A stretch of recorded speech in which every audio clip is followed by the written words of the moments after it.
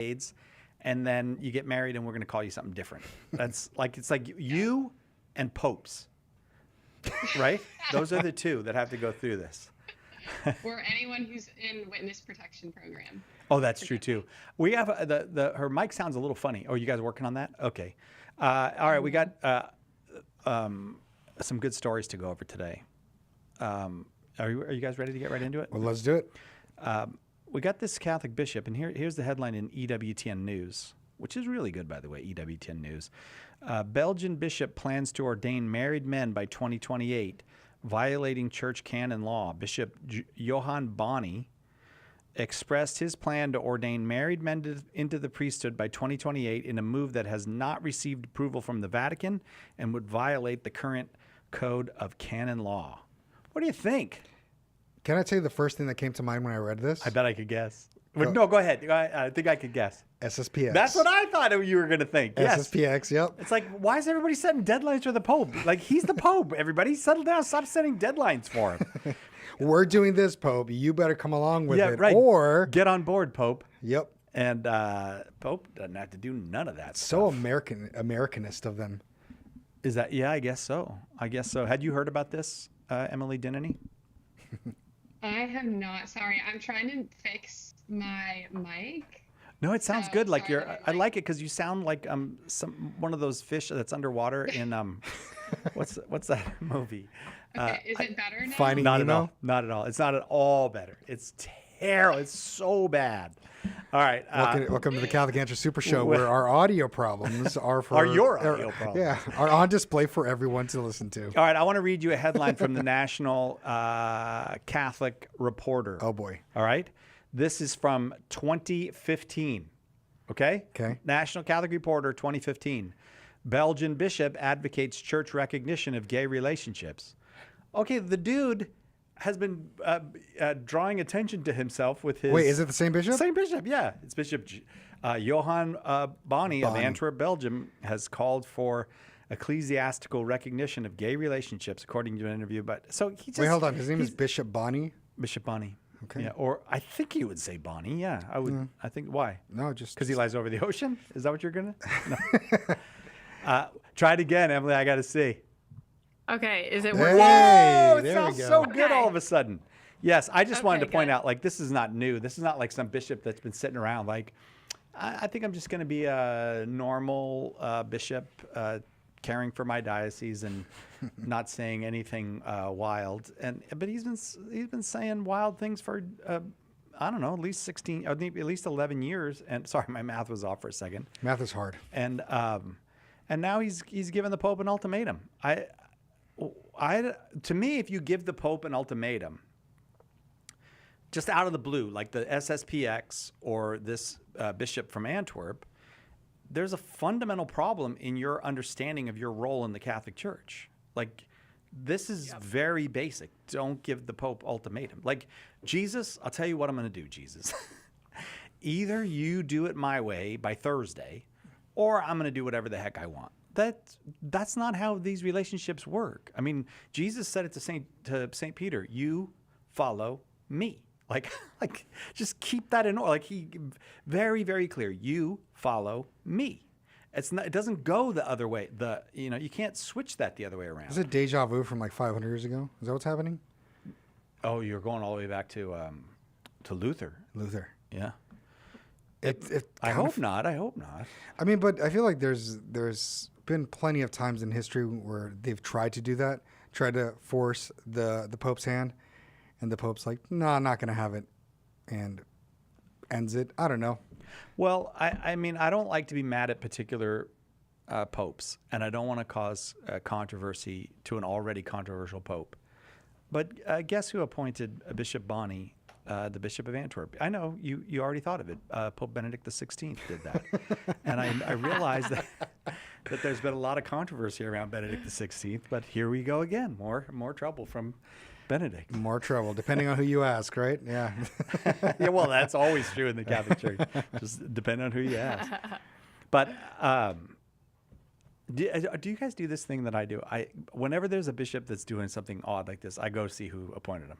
It's like when I hear a federal judge made a wacky ruling, I immediately look up that judge to see who appointed him. And sometimes I go, that's just what I thought.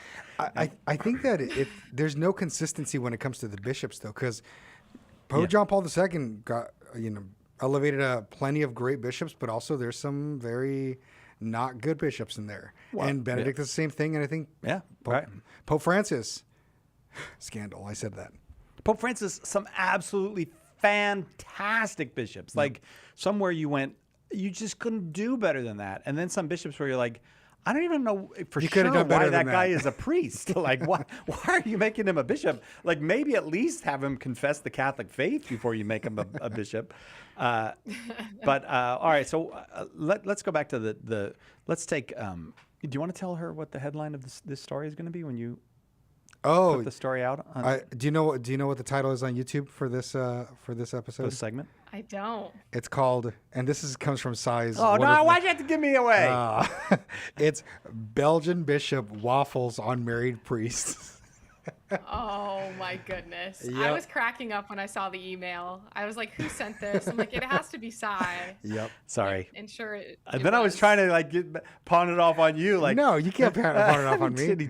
It's All either right, I'm not fine then. I'm it's not either gonna- you or Joe Heschmeyer, and Joe Heschmeyer has not made an appearance on SUPERSHOW, so there leaves one person. All right, let me get into the story. Tyler Arnold wrote the story for EWTN News. A Catholic bishop in Belgium wrote an 11-page pastoral letter that included a plan to ordain married men into the priesthood by 2028, even though such actions would violate the Code of Canon Law. Bishop Johan Bonney, head of the Diocese of Antwerp since 2009, noted that the topic of ordaining married men was discussed in the Vatican Synod on Synodality. So now you're Sounds like, about right. oh, someone in the church once discussed this. Clearly, I have permission to do it. Although the topic was openly discussed, neither the late Pope Francis nor the authors of the final document authorized the ordination of married men or recommended any future changes to canon law to authorize it.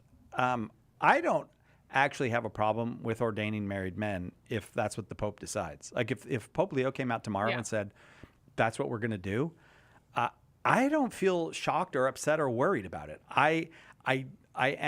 I'm not convinced by the arguments that we should do that, but there's lots of things that I'm not convinced by the arguments, and they're none of my business. It's the Pope's decision. What the Pope decides, that's what we do. It's a discipline, not a doctrine. You have to remember that. Yeah, it's not a doctrine of the church, and St. Peter was married, so I don't know if he was married at the time he became a priest, actually. Now that I say that, I don't know.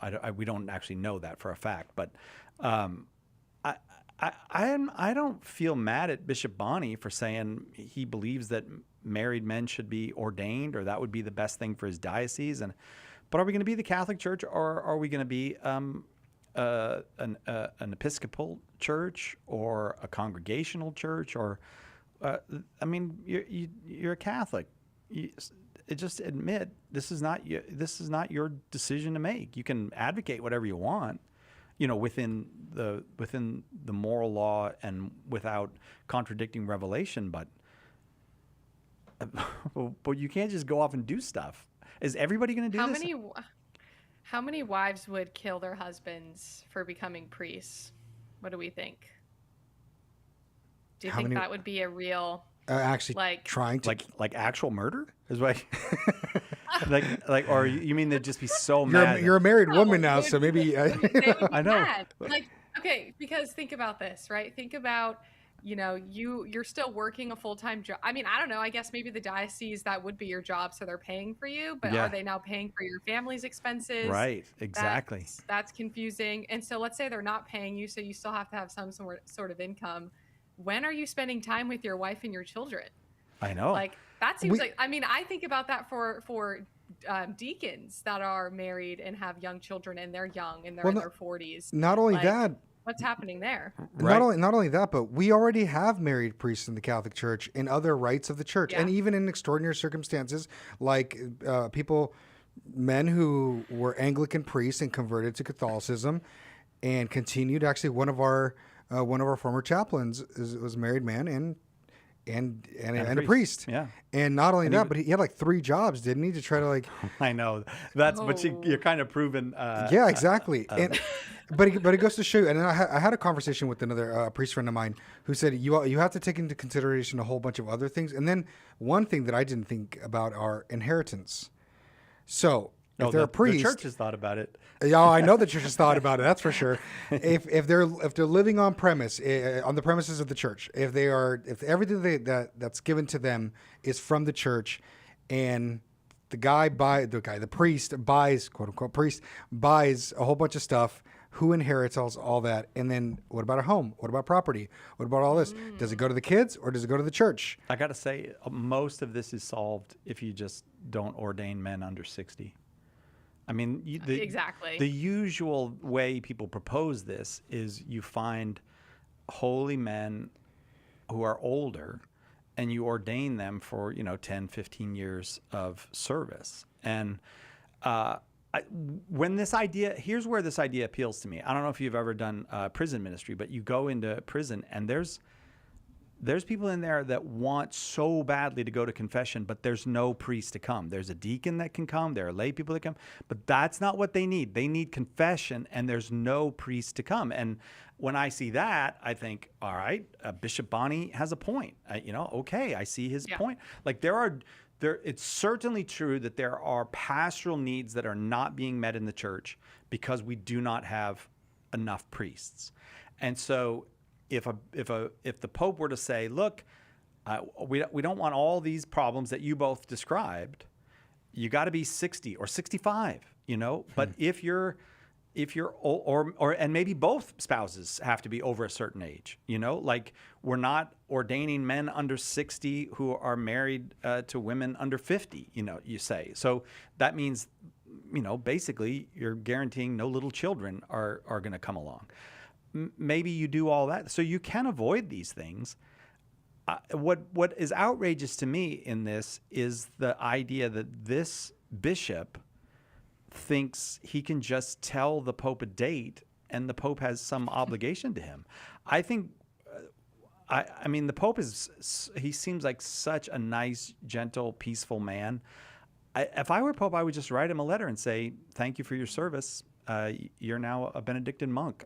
Like, I don't know how much power you have as the Pope, but like, you're not bishop anymore, but thank you so much for what you gave the church. And I'm sure Bishop Bonnie has heard lots of confessions and baptized lots of babies and done the ministry Christ or wanted him to do in a million ways, but you can't do this. You just can't do this. Yeah. I don't know. I'm not going to say anything because. Are you mad? You mad, bro? What are you mad about? Now he's taunting me. No, I lost my train of thought as I was getting ready to talk.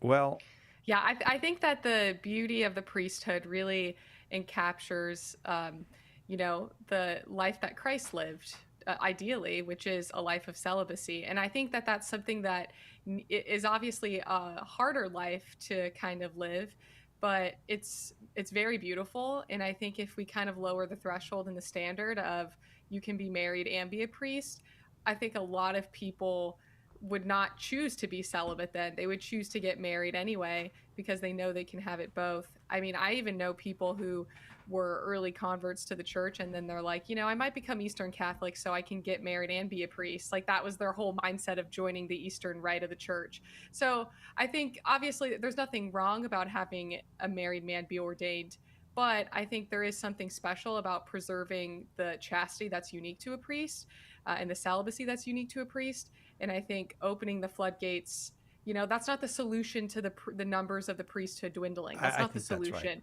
The solution is definitely showing the beauty of the life of a priest and the life of chastity, whether you're married or not. I mean, all of us are called to live to chastity, and I think I don't know if that's getting somewhere. No, I'm glad that you made that point because I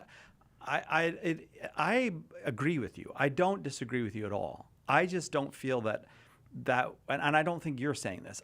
If Leo came out tomorrow and said, look, Europe has been devastated by a lack of priests. I need priests in Europe, or I need priests in, remember they were talking about doing it in the Amazon region or whatnot. And until the crisis passes, maybe you don't make it a permanent thing. We're going to ordain men 65 or over with no children whose wife is at least 50 or something. You set these. I wouldn't say that's what I would. I would say, well, I don't think Leo's probably right about that. I think he's probably causing more problems than he's solving, but that's fine. He's the Pope. That we have a vicar of Christ on earth. He's the vicar. Fine. It's just, so to me, there are two issues here. One of them is the basic faith in Jesus, that he actually did structure the church this way. And if you don't have that faith, then you do all kinds of things like say, well, we're the Society of St. Pius X, and if you don't give us bishops, we're going to do it by July. When the guy hasn't even been Pope for a year yet. I mean, not that I would say it's a great idea if he had been Pope for 10 years, but, maybe let him unpack before you start making ultimatums. Yeah. And now this guy, I shouldn't say this guy, this bishop, Bishop Johann Boni, he's got the same basic idea. And I don't know what, but again, this is a person who's been kind of advocating for a vision of the church, of marriage. I think that's different. What's clearly different from, he doesn't accept the church's teaching on marriage. At least that's the way I would interpret his call for the way that he calls for recognition of gay relationships. It sounds an awful lot like what he's saying is a gay relationship is not a marriage, but is, it suggests to me that he does not accept the teaching on marriage and on marriage as the place for sexual relations. So, okay, this is the guy that hasn't accepted the church's teaching for a long time on a lot of things. It sounds like it's just a step to try to change the church in other drastic ways than an actual genuine desire to open the doors, because there's a lack in the priesthood. There's almost seems like there's an agenda behind it. Not to attribute motive, but if he was saying these things back in, what did you say, 2015? Yeah. Then there's something more to the story than we're actually being told in just this one article. Yeah. Well, this is what I mean. Like, it's like this idea of people cannot, and I mean, it's this idea of people cannot live in a celibate way, which is why we need to recognize sexual relations between two people that are attracted to each other of the same sex, because how could we ask them to live completely celibately? And same with the priesthood. How could we ask a priest to live a complete celibate life? Like, maybe we shouldn't be asking them to do that. Maybe that's too high of a standard or a bar. That's a so really I feel good like point. there is a lot of overlap. And I was going to say that earlier, but I didn't know for sure if he was a bishop. That, I mean, I know Belgium is probably near Germany. I couldn't point it out to you on a map, but I assumed that they're all kind of it's in very a similar near. region. It's so near Germany that every time Germany wants to invade France, they go through Belgium. That's how near it is. So, well, yes, yeah, it's very so near Germany. It's close. Well, yeah. So, yeah, and you're thinking of the kind of German attitude, this synodal way that they're on, and all of that, which actually I'm happy to see that it looks like more and more German bishops just giving up on that and realizing that's a dead end, because it is a dead end. It's a dead end to reform the church away from the specific teachings of Christ himself. You just can't do it. And so Bishop Boni is making the point that he's not quite ready to ordain women, but that'll come, Well, all right, but now there just seems to be a disregard for the fact that the church is actually an institution rooted in its founder, and its founder is not you. You don't get to do that. I do want to read this. The EWTN reporter did a great job finding people to comment. Tom Nash, a staff apologist at Catholic Answers, told EWTN News that he hopes Boni is docile to the Holy Father, Pope Leo XIV. It is the Pope alone, the successor of St. Peter, who has God-given primacy in definitively teaching on faith and morals, and also the divinely given primacy of authority in binding and loosing on matters of discipline. And thus, one must be very wary of going forward in a manner that would gravely violate the divinely ordained papal primacy of governance, Tom Nash said. I like this Tom Nash. I like this Tom Nash fella. I like the cut of his jib. We should get him on the show sometime. And then they got like 6 more paragraphs from Tom Nash. They just love Tom Nash over there at EWTN. Did you notice he was wearing his EWTN shirt today? Oh, Tom Nash is wearing his EWTN? Oh, he's like, everybody read my EWTN article that I'm in. I don't know. Is there anything else to say about this? Just the general spirit of rebellion, a lack of docility, and I think a lack of faith. That like, if you don't think that the Pope is the one to make the decision, do you really have faith in Jesus, who is the one who established the Pope as the one to and sometimes I think people think, well, there's some, I don't know, theology has overcome doctrine in some way, that modern theology has shown us that all these doctrines, that's not true. The doctrines are just the doctrines. They are what they are. They're not changing. They were given to us by the Lord himself. The Holy Spirit inspired the church again and again to define these things correctly. If you don't have faith in that, I'm not exactly sure what you have faith in. This to me strikes me less about priestly celibacy and more about rebellion and doing what you want to do. Yeah, I mean, it's again clear if you follow the evidence, you follow the articles that we hear about from 2015 to now. It's more about, I'm going to do what I'm going to do, and Pope, you better fall in line. And that's not how the church works. There's a reason why we have a hierarchy. There's a reason why we have the head of the church. And there's a reason why Christ established a prime minister to steer the ship and not just... You can't say a prime minister to steer a ship. A prime minister doesn't steer a ship. That's called mixing your metaphors. Hey, leave me. You can't. Leave my metaphors alone, a prime man. minister to steer the ship. No, captain to steer the ship. How about that? He called me out. Yeah. I mix my metaphors. Where's Emily, Todd? Last word for you if your microphone works.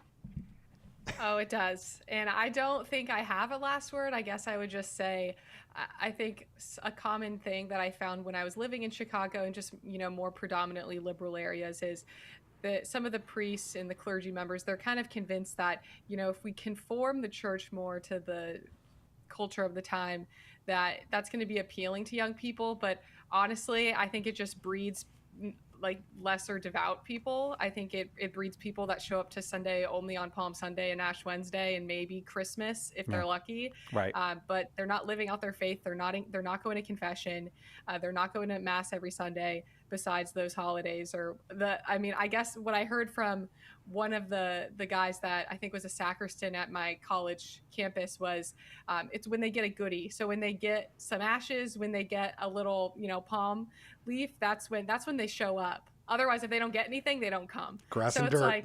Grass and dirt. Yeah. We should get on Matchbox cars. If you come to church, you get or maybe we could have like the dentist used to have like a little treasure thing that you could pick a treasure out before you go. I'm pretty convinced that's why churches are now giving away free books during Easter and Christmas. Just to get people to come. Just to get people to come. Say, you're going to get a free book. Come on. You're probably not going to read it, but it's going to sit on your shelf and you're going to get something free. And really, there's nothing wrong with getting any of that free stuff. The problem, like you said, Emily, is that we're not actually converting them to Christ and bringing them into the family of God.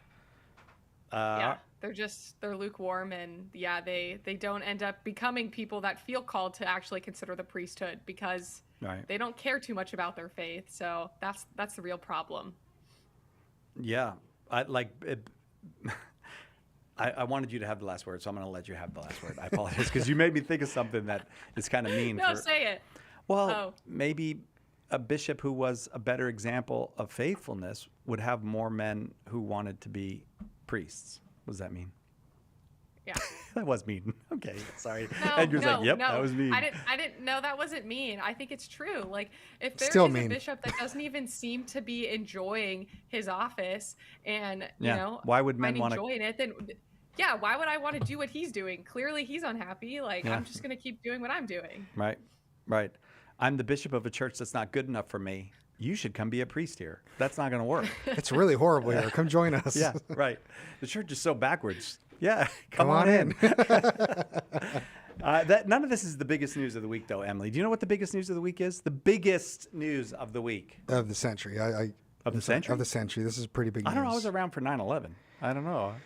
I mean, when you have a legend who Yeah. is no longer with us, I mean, what can I say? It breaks my heart. We all know that Chuck Norris should have been the Pope. He would have broken the papacy, though. He would like. I don't know. What was so special about Chuck Norris? He's I- Chuck Norris. Can we cut her off? Is there All right, some way we that's could it. just cut her I know off? he was Santa Claus. No, do you but know- besides him, He was Santa What? Claus. was he? Wait, That's oh my Tim God, Allen. wait. Oh, Tim Allen was Santa Claus. You confused Chuck Norris and Tim thought he was Allen? Tim You know why he was so special? Because he never did push-ups. He pushed the earth down, okay? You know what?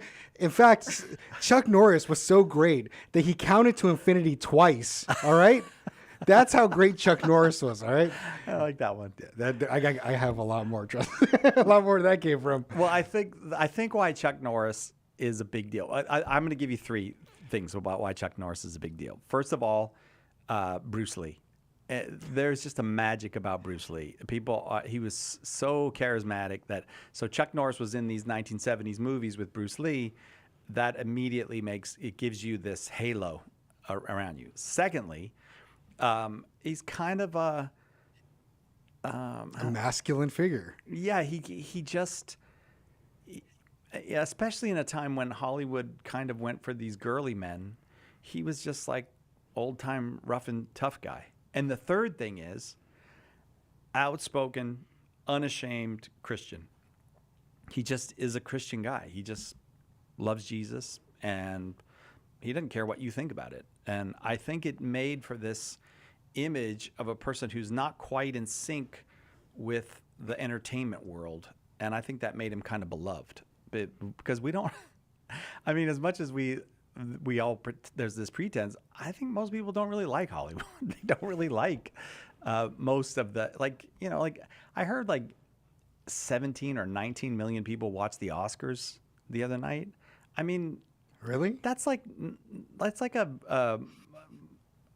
probably like a third of a Monday Night Football game. I mean, I don't know how many people watch Monday Night Football, but I'm surprised that it's- there's that many people. like though. nobody cares about the Oscars. Who cares about these people patting themselves on the back? And I like some of these actors. I saw that movie that what's her name, Jessie Buckley. Is that her name? Jessie Buckley was in the Shakespeare movie, and she's brilliant. She's wonderful. But I'm not gonna spend my Sunday night watching an industry if there was an oil industry awards, I wouldn't watch that either. I don't care if you give each other awards. So best oil man of the year, I don't care who the best oil man of the year is. Who even determines the winners? They're literally giving themselves awards. And there's nothing wrong with having your industry awards, but who cares about it? It's like the podcast awards. You remember the podcast awards that just recently happened? Did they? No. So they created the Great Podcast Awards. It's like the Dundies. Exactly. No, the Dundies are much better than the Dundies are podcast the awards. best. I watched the Dundies. So did I. Every single one of them. But they were voting on who has the best podcast, and you know who was snubbed from it? Snubbed, I guess you can call it. Who? Joe Rogan. Oh, that's funny. Yeah, and that's the funny. The podcasters are all giving themselves awards, and Yep. they the 800-pound gorilla of podcasting. Yeah. Nah. Well, it's Now I don't know. I've never watched Joe Rogan's a full episode. I've seen clips, so I don't actually know if he's good or bad. I'm not, but he is the big man. He asked questions. So I guess it's unfair to characterize it as being snubbed. He actually talked about this situation on one of his episodes, saying, I was gonna throw my hat in the ring, but I had to pay, the fee or something for this for thing. the award. For the award, and I was like, I just don't care. It's like I already know I'm the best. It's like I don't need a group of people telling me that my number one, my podcast is the best. But we all know that if Chuck Norris had a podcast, his podcast would have been the best. Yeah. Did you know that Chuck Norris was able to slam a revolving door shut? Emily is blank on this Chuck Norris thing. I'm still laughing so hard from how I thought he was Santa Claus. I know. I pulled up a picture of Tim Allen and Chuck Norris, and I was going back and forth, and I'm like, I can see the similarity. I think Tim Allen is a similarly situated person in that, not quite like Chuck Norris, but I think Tim Allen is a bit beloved because I think he does things his own way too. Like if Tim Allen makes a TV show, it's not to impress the Hollywood crowd. It's a TV show for people who actually, sit down and watch TV. And so I think he is beloved in a similar way. And I like those people that, look, man, I'm just making what I make. I'm doing what I do. I couldn't care less about fitting in to Hollywood. Like if you had to say who's a cooler person, like George Clooney or Chuck Norris is so far ahead in that in my book. Like I would so much rather hang out with Chuck Norris. And I'm not saying that George Clooney seems like a fine guy and all that, but there's all that like manufactured coolness that is just so nerdy and kind of sad. That like it's kind of sad. And I didn't think Chuck Norris was like that. Chuck Norris, I'm a Christian. I fought Bruce Lee, and did you know that Chuck Norris could hear sign language? I'm sorry. Look at him over there typing. Wait, whilst I was talking, saying whatever nonsense he's saying. Did you know that Chuck Norris could delete the recycle bin? That's kind of funny too. I'm sorry, but these are kind of funny to me. They are. But do you know about the Chuck Norris memes, Emily? He No. became like it became a thing to make Chuck Norris memes like this about how almost omnipotent Chuck Norris is. Like, He's so powerful. He's so manly that like And he knew about Chuck Norris doesn't have a shadow. No, because when Chuck Norris shadow box, the shadow taps out. that's how you. Mine was going to be good too. Let's go. Let's hear it. All right. No, I'm not doing it now. Did you know that Chuck Norris could unscramble eggs? Stop it. Stop it. I don't think this is appealing to her. Get your husband in here. We'll do them for him. He'll think they're funny. He would love them. He probably would. This is man humor. This is my favorite. Chuck Norris once threw a grenade and killed 50 people. Then it exploded. Sorry. Why do I find that funny? They're so great. Yeah, they are. They are great. Also, I feel bad that I picked on George Clooney. I mean, there's nothing wrong with George Clooney. All that cloying Hollywood stuff is so silly. Isn't your hair based off of George Clooney? Yes, this is my. I go in and I say, "Give me the Clooney." No.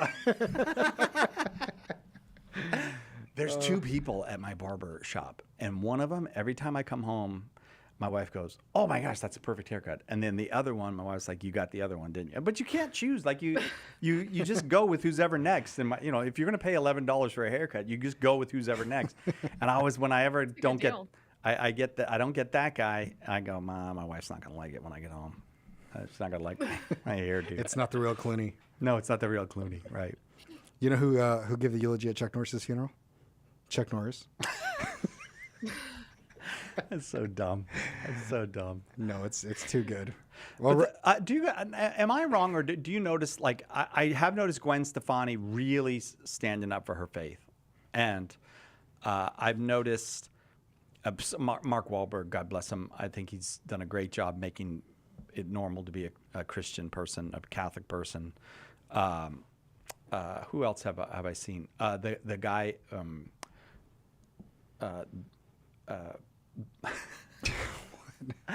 This is what happens to me at this age.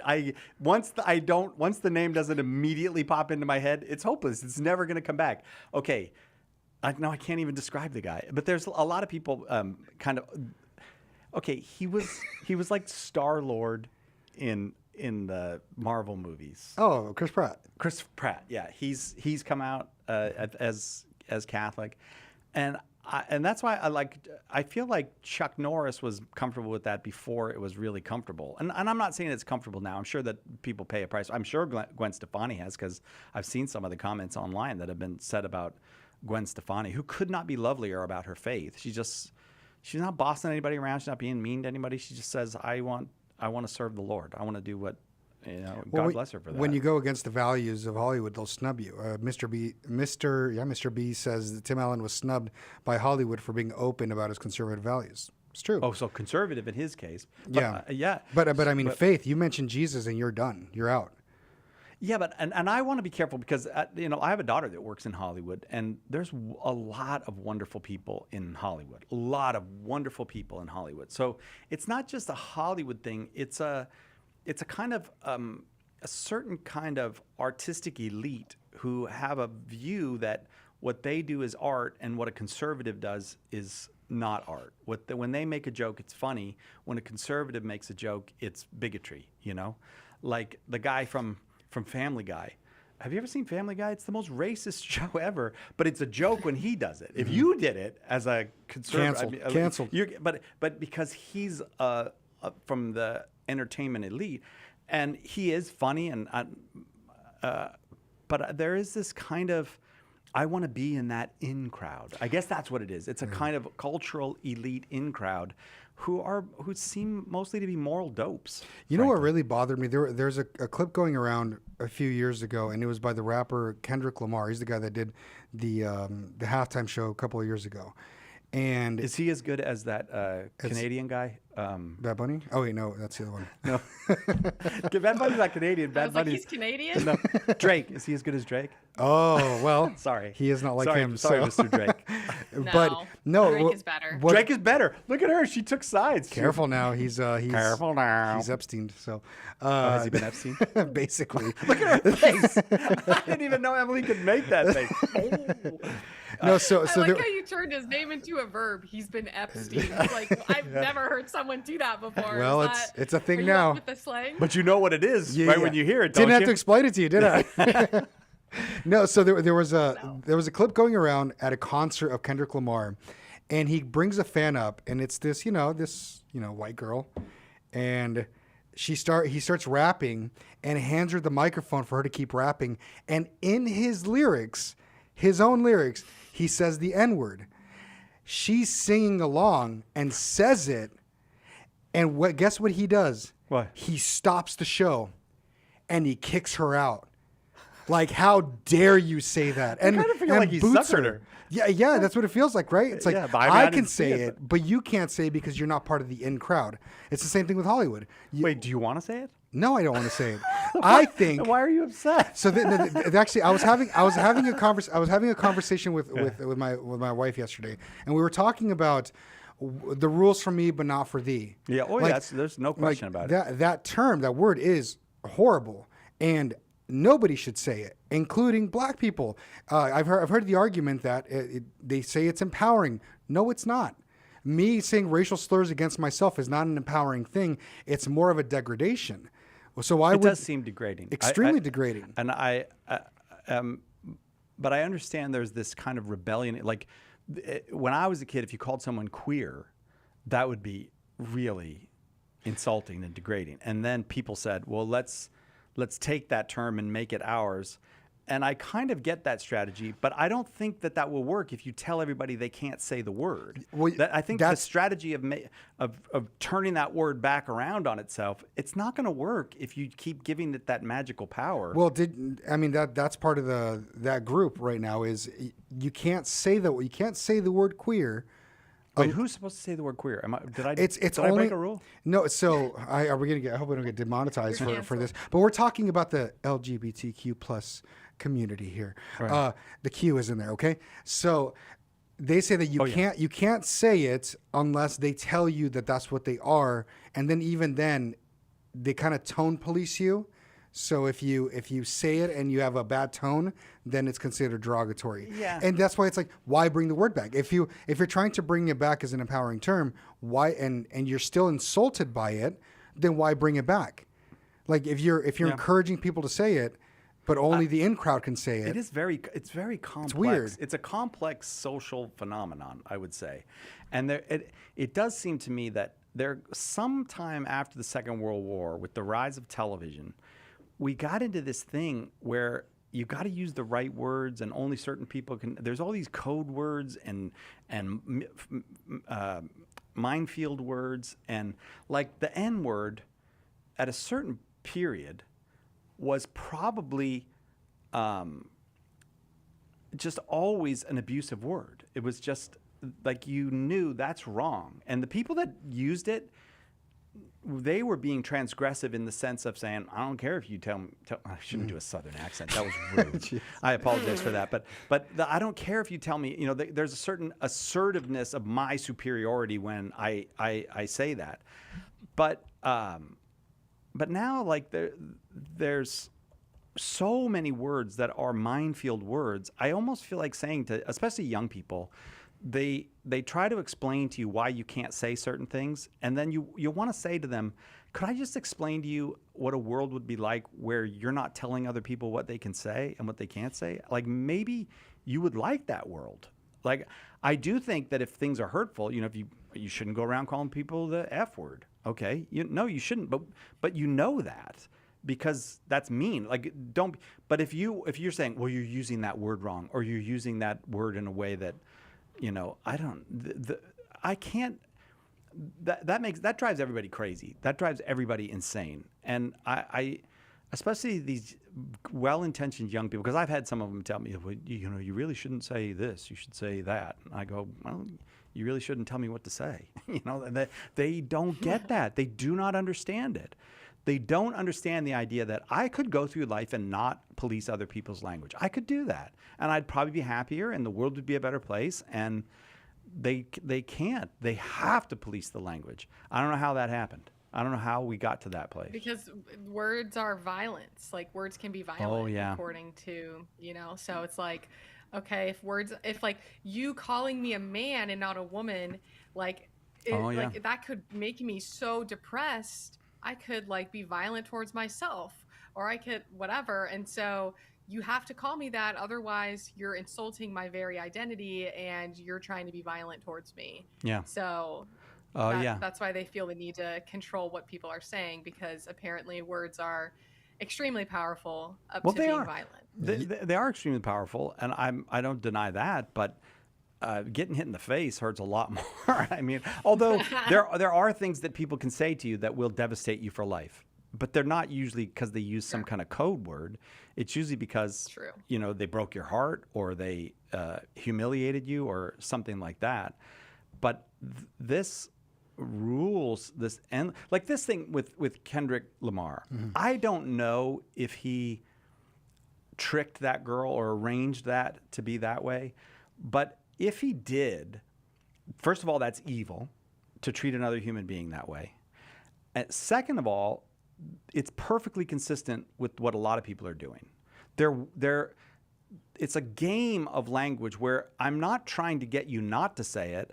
I'm trying to get into a position where I can tell you how bad you are for saying it. I'm not really actually trying to make the word go away. I'm just trying to maneuver into position where when you mess up, I'm gonna pounce. You know, so like the word trans man and trans woman.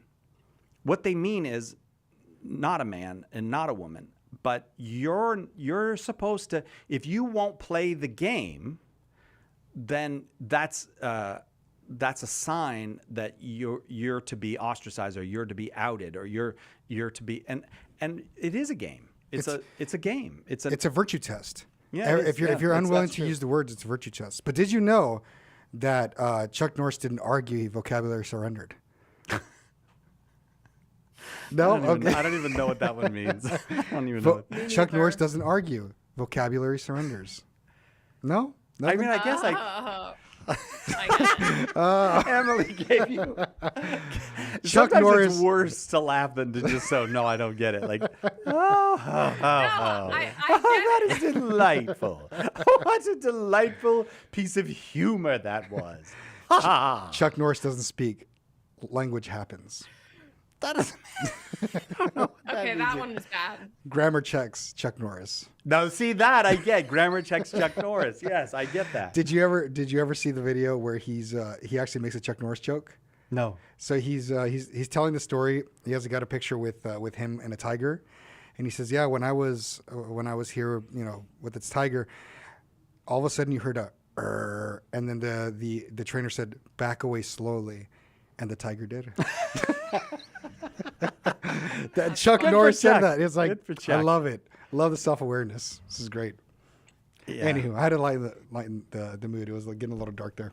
Yeah, it was. I'm ready to talk about our last article. What is 'Cause it? I annotated. Oh, Ooh, okay. young men Young want to talk Catholic about men dating? discuss the Oh, we state. should have. You should have. Yes. You should have broken in like 10 minutes ago. Now we only got like 10 minutes to talk about it. It's But okay. young Catholic men discuss the state of dating and relationships today. This is an article by Rob Marco in the Catholic World Report. I recently spoke with 7 young men about why they are looking for a potential spouse, the role of technology for Gen Z, and how their faith informs how they think of marriage. What did you think of this article, Emily? This is the one. You should just talk about this. We should just be quiet because what did you think? Men discuss. Now Emily needs to speak. Like Chuck Norris. Give us the Yes, verdict. That's great. All right. My verdict is I think most of what was said was good, but I did find some things to be weird. And I will read you what one of those things was. Wait, So is it weird from the young men who were talking about their own experiences dating? it was weird what they're looking for in a Oh, woman. okay. Oh, good. Okay, yeah. Give us this. All right. Yeah. No names though. So- Don't give us any names. You seem very excited about I this. will. All right. Oh, about weird dating So, stuff? Yeah, okay. I want to hear that. Well, the first thing, I'm curious what your opinion is on this. So it said, modesty was also important to the young men I spoke with. Here's a quote. Cussing, using bad language, indicates a baseness of character. What the That's hell? what one. Oh, sorry. Wait. I'm so sorry. Johnny's looking for the dump That's button what- over there. Where's the dump button? Where's the dump button? It doesn't work on the internet, Johnny. It only works on the radio. All right, so Yeah. Wait. Can you repeat that line one more I time? can tell you why that's creepy. I can tell you. I know why that's creepy. Like, Cussing, using bad language, Yeah. indicates a baseness of character. yeah. Right. Do you know why? This is, to me, this Why? is the Kendrick Lamar problem right here. This is a young man making a young woman pass a test that he's testing her character every time she speaks. Dude, stop that. You are going to drive yourself mad. Become a rapper and humiliate white girls. Don't do that. That's terrible. Like he does not know how you're supposed to communicate with other people. Like if somebody's cussing and you're uncomfortable with it, you know what you go, I'm not really comfortable with that. Otherwise, just go Yeah. on with your life. A baseness of character? Well, aren't we important? So are you having the same reaction I am, Emily? Yeah, I mean, first of all, who uses the word baseness? Baseness of character. Johnny okay, Priscilla. Let me just read Johnny the does. He definition does it of all the time. baseness. He's like, "Si, stop with that baseness of character." It refers to a lack of moral principles, dishonorable character, or low quality, often characterized by selfishness, depravity, and contemptible actions. Oh yeah, if somebody I think swears, that's what I think of that's them. way- That's what I when agree. if somebody uses curse words consistently, like they can't speak a sentence without adding a curse word in, I just think you have low creativity, because let's add some other expressions in there instead of Yeah. doing that. I don't think, oh, this person's a bad, morally corrupt no, person. right. Like that's not the first thing I'm thinking, unless, like, of course they're using vulgar language and the things they're speaking about are like extreme Well, inappropriate. It's like, okay, that's one thing. Right, that's you know? different. Being vulgar is different. Like Exactly. especially being sexually explicit kind of vulgar. But have you ever been around somebody Yes. who uses the F word constantly in every sentence, and it's almost fascinating how Yep. they get it in there? Like you're just like hypnotized by, man, this guy gets it in on everything. Like that F word is everywhere, and I don't think it's because he has a low and base character. You know what it is? What? It's a filler for as and us. he's just using the F word True. instead. I know a some lot people of people like that. Yeah, but yeah, that I have to agree with you. That one kind of bothered me a bit as well. Any others struck you? Yes. Okay. Okay. So this person is 36 years old. He works in finance. All right. Here's what he had to say. I think he's also single. He said, "If a woman does those kinds of traditional things, I find that attractive. It's not a necessity, but it is hard to find a woman who can cook, who cleans, just basic stuff you're kind of looking for in a potential mate. The guys I know would be happy to give up those things, cooking, cleaning, etc., that they've learned to do and are doing out of necessity, and instead just focus on providing." I don't want to talk about this. This is upsetting me. I'll give my. I have to initial say, thoughts when I was do reading that. appreciate cleanliness. I do appreciate cleanliness. You know, I'm working towards that myself. I hope I get there someday. You know, I fell in love with her, but she just doesn't cook. Can't do it. Yeah, but you know, or this, there's a lot wrong with her, but man, could she use a mop? Those floors are spotless. I think it's okay. Yeah. I mean, any person should desire, a woman or man, their partner to to take care of themselves. Yeah, right. Like if you Yes. can't even cook a meal to feed yourself. Oh, like, come are on. you an adult? There's lots of Like, people who this can't isn't- cook a meal. Like, I kind of agree like with you. Grilled cheese. Like a grilled cheese. You can't even make a grilled cheese. I was. But flipping let me grilled just cheese push at back 8 on years that a old. little bit. So I There's can cook. No, I can cook. I can cook. I'm not a good cook. I'm really not a good cook, but I can cook. But look, somebody's raised by one parent who was struggling. They heated up ramen. They never did have anyone to teach them to cook. That's not a moral failing. You're still an adult. Just because you can't cook doesn't mean you're not an adult. There's lots of people who. Okay. Jesus could no, cook. There is you. Go ahead. He Like, could. heating up a ramen packet. Yeah. I would consider that like you're fending for yourself. You're cooking to some extent, right? What I mean Well- is like if somebody's buying out every single meal or just microwaving something and he's in his 30s, right? So you're 30 years old and you don't know how to make a grilled cheese sandwich. I think there's something wrong. Like my guy, I think spaghetti there's is easy to seriously make. My something guy. wrong. Like Boil some like, water. or cleaning. Like if you can't clean a bedroom or a bathroom, and I don't mean it has to be spotless or pass some sort of test, but like Right. if you literally like those are two basic skills to just like keep yourself basic hygiene, basic like keeping Yeah. yourself alive. Right, they basic are survival kind of skills. basic skills, yeah. If you can't, when he says that those things are attractive, to me that initially is like that should just be the bare minimum. You want somebody who can bathe and can feed themselves. Like that's Someone who can do Like, their laundry. Yes. You know what I really like? When But she then- brushes her teeth. Oh man, I go crazy for that toothbrushing. Yeah. But then it's also like, okay, but do you want a wife or do you want a maid? That's the other irksome thing. It's That's like, that's you a want real somebody question who to can ask cook and these clean people. for you. I want a maid. That's Right? that's what I want. Like a butler. Yeah, I think that's right, and I think you know the I don't know, up your game a little bit. Like, what are you doing, putting all these restrictions on the other person? Because like, there's people that can't do things that are wonderful people. There's people that can't people are just not going to meet all of your standards. And if you think that finding a spouse is about finding someone who checks all the boxes on your list, then you need to rethink what it means to find a spouse. That is, you're a control freak. Knock it off. Stop it. Just stop it. Well, Wait, okay, let me say, I got okay, one more thing to say. Stop it. Okay, Okay, go ahead. Okay. The other part that weirded me out was he said the guys that I know would be happy to give up cooking and cleaning so they could focus on providing. And it's like, okay, so these women that you're studying, and this was also another thing that they kept bringing up, is the women that they're dating. They kept describing them as being, the same person described them as being riddled with anxiety.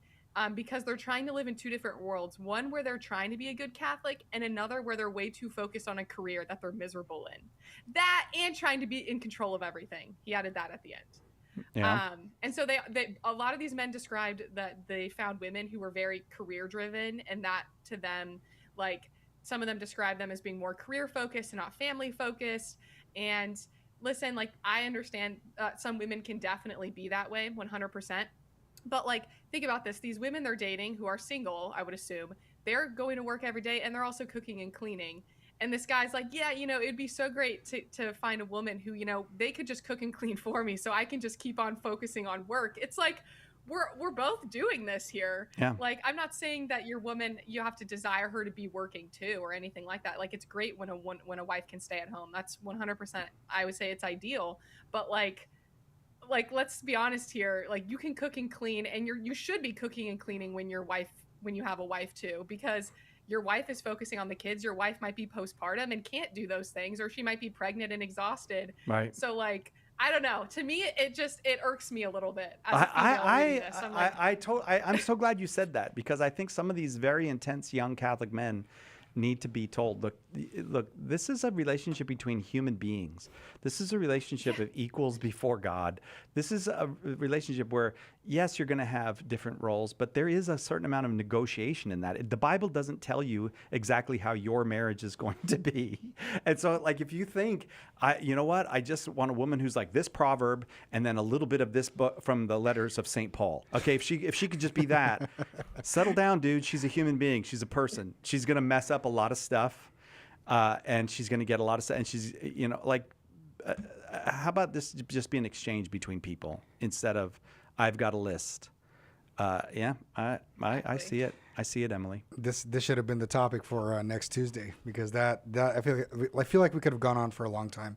And I know we didn't. yeah. So I'm sorry. I didn't know that you wanted to get to that last one. It's okay. I could have cut that off way sooner. I really apologize, because you were rolling, and No, we it's could have got into so much more with you on that. I apologize, Emily, because I did pick that story because of you. Stop it. All right. No, well, I'll find another story we could talk about next week. We can get bust into on it. men. Okay, let's do it. All right. And now at every show we'll go, now we've got a story for Emily.